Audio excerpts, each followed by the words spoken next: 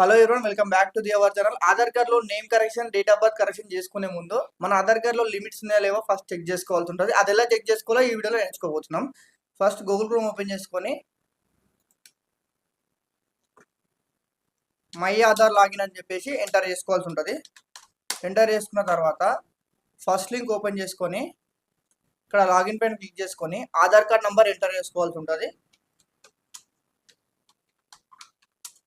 Enter చేసుకున్న తర్వాత captcha enter చేసుకొని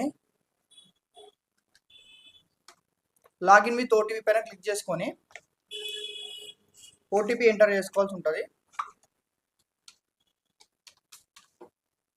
లాగిన్ పైన క్లిక్ చేసుకున్న తర్వాత మనకు అడ్రస్ అప్డేట్ అని చెప్పేసి ఉన్నది కదా, ఈ ఆప్షన్ పైన క్లిక్ చేసుకొని update address using your document అని చెప్పేసి ఉన్నది కదా, అది ఫస్ట్ ఆప్షన్ తీసుకొని ఇక్కడ మనం డిస్ప్లేలో అవుతుంది నేమ్, డేట్ ఆఫ్ బర్త్, అదే విధంగా gender.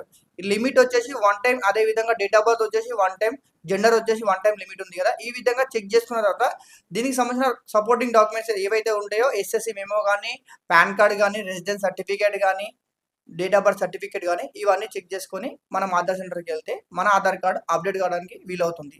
Thank you for watching our channel.